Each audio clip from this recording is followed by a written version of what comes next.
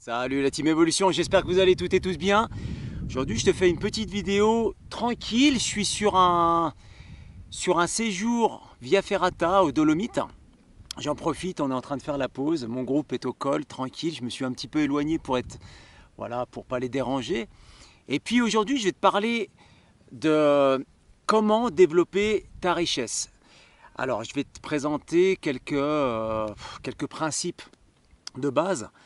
Et tout d'abord, je voulais t'expliquer la différence entre la richesse monétaire et la richesse immatérielle. C'est plutôt la richesse immatérielle dont je vais te parler.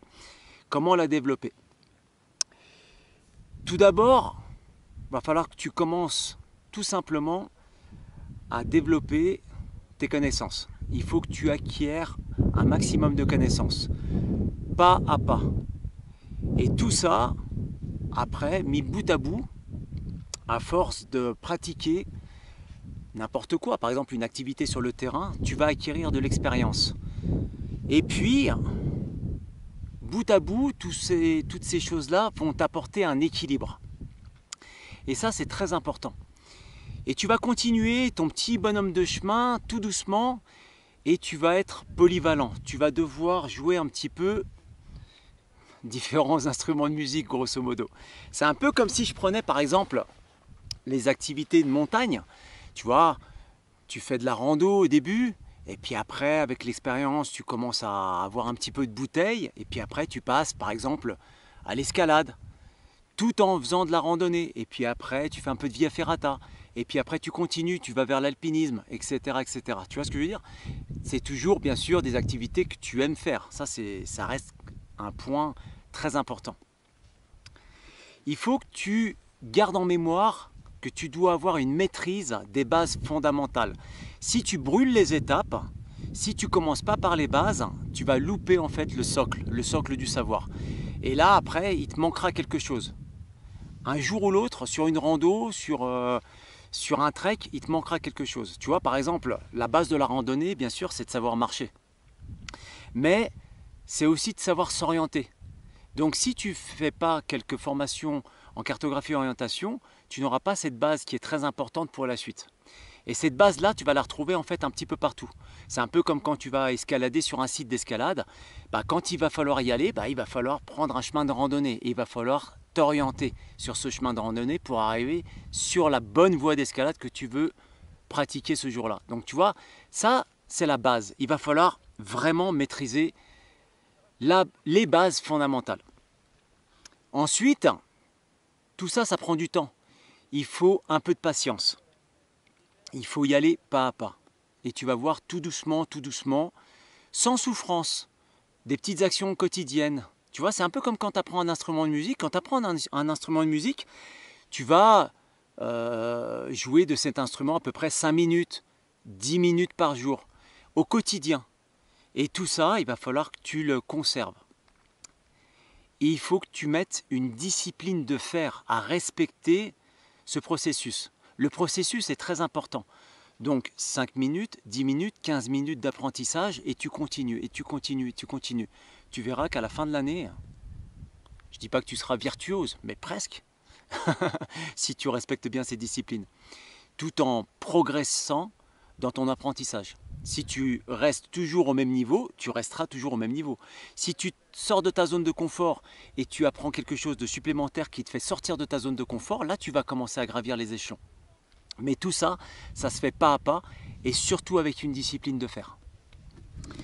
Tu vois, ta passion, en fait, elle va te donner l'envie et l'envie va te donner la motivation. Ça, c'est très important. Il faut que tu le gardes en mémoire. Toujours pareil, un pas après l'autre, je te le répète encore, c'est important. Un pas après l'autre vers l'excellence. Au quotidien, par des petites actions, sans souffrance, comme je te le disais. Ça ne sert à rien de te remplir la tête pendant 2 heures, et puis après, tout le reste de la semaine, tu fais rien. Ça, c'est dommage. Il faut que ça soit du quotidien, par petites doses. Il faut que tu apprennes à avoir un esprit vif. Tu vois, il faut que tu cogites assez rapidement. Et puis, il faut que tu apprennes à apprendre rapidement.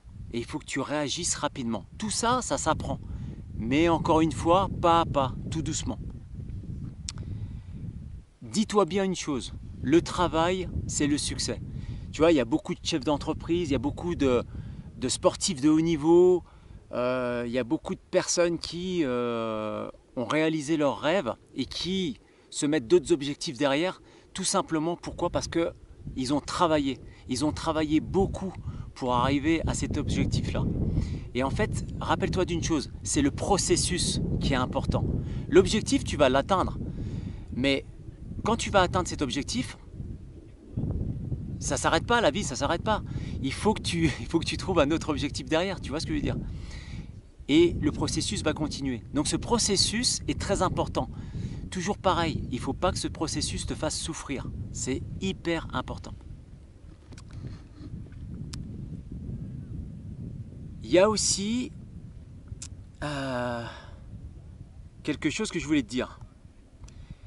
Si tu es resté jusqu'à maintenant en train de regarder cette vidéo, c'est que tu fais partie des 3% des personnes qui veulent aller voilà, jusqu'au bout de leur vision, de leurs rêves. Donc c'est bien, bravo, bravo à toi. Il y a une chose qui est importante, il va falloir que tu passes à l'action. C'est bien de travailler, c'est bien d'avoir des idées sur le cahier, mais il y a un moment, il faut que tu passes à l'action. Tu es une personne qui est ambitieuse, donc passe à l'action. Rappelle-toi d'une chose, c'est toi qui gères ta vie, uniquement toi. Donc ne l'oublie pas. Écoute, je pense que mon groupe commence à partir gentiment. Juste derrière moi, la Marmelade qui est dans les nuages, plus haut sommet des Dolomites. Eh ben écoute, moi je te laisse et je te dis à bientôt. Porte-toi bien. Arvipa.